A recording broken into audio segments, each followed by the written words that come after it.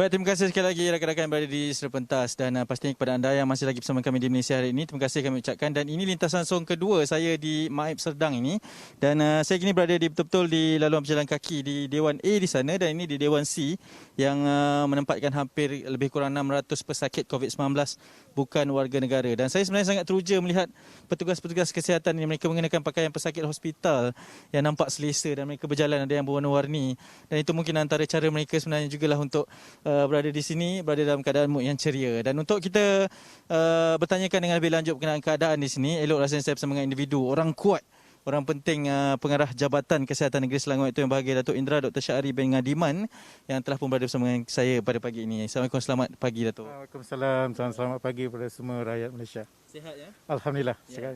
Mungkin Datuk kita boleh mulakan. Ini kali kedua Maib Serdang ini dibuka, PKRC ini dibuka. Kali pertama memang sangat membantu dalam mengurangkan, melandaikan lengkungan COVID-19 ini. Dan apa misi PKRC 2.0 ini Datuk?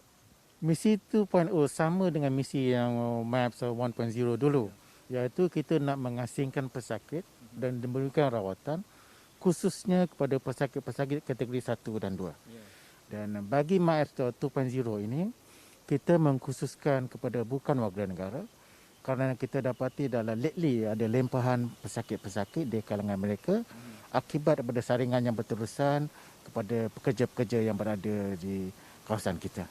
Dan Alhamdulillah dengan komitmen yang diberikan oleh kerajaan Malaysia untuk kita mewujudkan dengan kadar segera MAPS 2.0 ini, kita telah memulakan selepas decision being made, kita telah memulakan proses-proses berkenaan dalam tempoh 2 hari. Selepas tu kita terus menerima pesakit yang pertama. Dan sehingga ke hari ini jumlah katil yang ada adalah 3,100 dan namun kita telah mengisi keseluruhan katil-katil hampir 92%. Jadi kalau sebagaimana tadi blok C ini telah penuh 97%. Blok A pun telah penuh 97%, manakala di bawah blok DG masih 72%. Jadi itulah hasrat kita pertama, mengasingkan mereka yang didapati positif kategori 1 dan 2, di samping kita memastikan mereka dapat dijaga dengan baik. Ya, Datuk, itu memang satu angka yang sangat menggemparkan tapi membimbangkan jugalah dengan ramainya pesakit yang ada. Tapi saya lebih teruja untuk mengetahui berkenaan dengan petugas Datuk sebab difahamkan mungkin kali ini agak sedikit berbeza personalnya, individu yang dibawa dan bagaimana mereka dipersiapsiagakan untuk menghadapi gelombang ketiga ini. Okey, bagi perkara ini, pada masa ini kita telah ada lebih kurang 313 petugas kesihatan, khususnya daripada Kementerian Kesihatan Malaysia maupun Angkatan Tentera, di mana kita telah mempelbagaikan mereka daripada kumpulan yang telah bertugas MAPS 1.0 dan kita ambil juga petugas-petugas baru.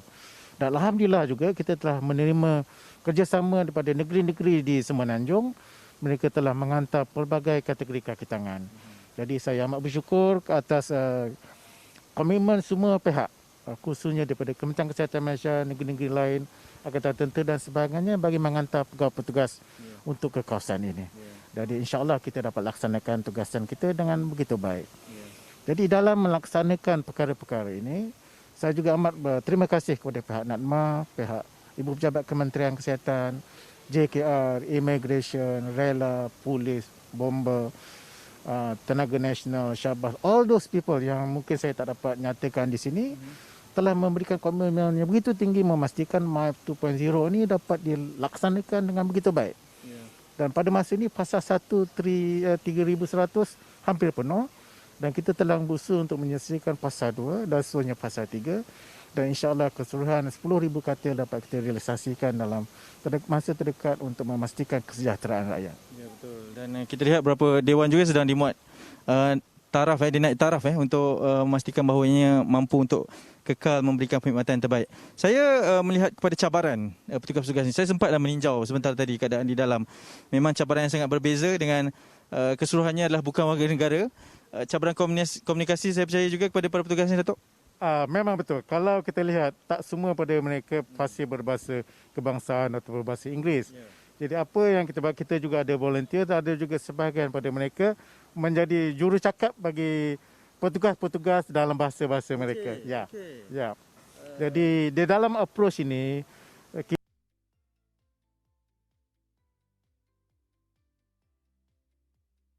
physical examination di mana contohnya pemeriksaan BP, pulse dan sebagainya menggunakan automated machine.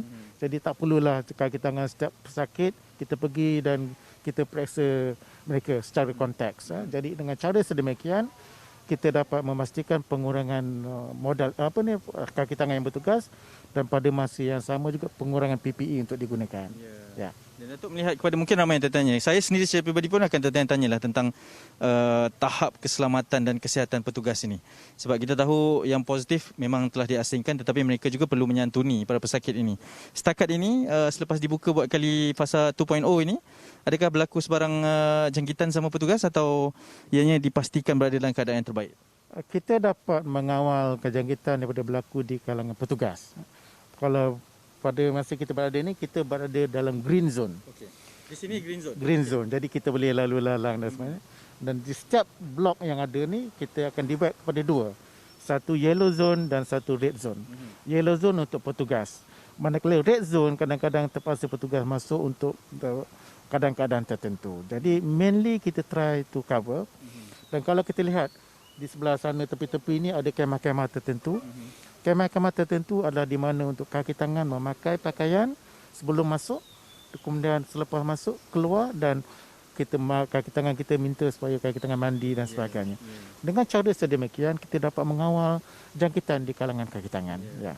Okey, Datuk memang ada tertibnya lah dan kita melihat kepada sebab saya difahamkan juga ada mereka yang pertama kali juga menyantuni penyakit COVID-19 ini dibawa dari seluruh negara menurut maklumat yang diberikan oleh Datuk tadi. Bagaimana Jabatan Kesihatan sendiri memberikan sokongan kepada petugas-petugas ini sebab kita membaca laporan harian dari NAKMA juga mengatakan bahawa dibuka 9 Disember tapi tak tahu tarikhnya sampai bila. Datuk. Kita pun tak tahu kita hidup dengan COVID ini sampai bila. Bagaimana sokongan diberikan kepada para petugas barisan hadapan kita? Pertamanya, bagi mereka yang berada di luar, yang jarak jauh dan sebagainya, dengan komitmen oleh pihak NAKMA, mereka telah menyediakan tempat-tempat penginapan.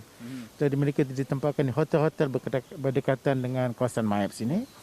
Kemudian transportation juga disediakan diurusikan oleh pihak bomba dan penyelamat. Dan makanan juga disediakan oleh pihak NAKMA dengan kerjasama oleh MAEPS. Dan itu yang pertama. Yang keduanya adalah dari segi yang baru, kaki tangan kita dilatih. Mereka tiba di sini, mereka dilatih, dibuat juga latih di kawasan-kawasan yang tertentu dan diberikan di mana dia punya layout di mana tempat-tempat mereka sepatutnya berada dan tidak berada. Itu yang kita buat. Dan pada masa yang sama juga, setiap hari kita memberikan latihan-latihan dan mesyuarat-mesyuarat tertentu. Memastikan keseluruhan pengurusan MAEPS 2.0 dalam keadaan terbaik. Jadi kita ada pukul 10 pagi, kita ada mesyuarat pengurusan dan pada waktu petang, setiap petang 4.30 kita ada pula mesyuarat peringkat tertinggi di MAEPS ini untuk melihat persediaan dan sebagainya ada hiccup atau tidak dalam pengurusan MAEPS ini. Jadi basically apa yang kita ingin mendeliver terbaik kepada mereka yang memerlukan khususnya dijangkiti. Ya. Kalau kita nampak pun memang keadaan di luar ni memang sangat selamat lah. Tadi pun baru ada petugas-petugas lalu dari Jabatan Kesihatan sendiri, dari Jabatan Immigration juga ada menyantuni kita dan ini satu operasi bersepadu yang sangat baik lah kalau kita boleh saksikan. Datuk, terima kasih banyak-banyak akan sudi bersama dengan kami. Mungkin akan teruskan tugas pula selepas ini. Ya, kami doakan sekali yang terbaik dan lancar di MAEPS 2.0. Ya. Terima kasih rakyat Malaysia. Ya, terima kasih Datuk. Terima kasih kerana sudi bersama dengan kami. Okey, baik, itu dia sedikit penjelasan daripada Pengarah Jabatan Kesihatan Negeri Selangor berkenaan dengan operasi 2.0 ini, pusat kuarantin dan juga rawatan COVID-19 2.0 yang di mana menempatkan hampir setakat ini 97% pesakit telah pun berada di 2 dewan ataupun 3 dewan yang telah pun didedikasikan buat COVID-19 ini. Akan ada dinaikkan juga prasaran dan juga fasiliti yang baru untuk menempatkan lagi lebih ramai. Mereka menjangkakan lebih ramai akan datang pada bila-bila masa dan hari-hari yang mendatang ini.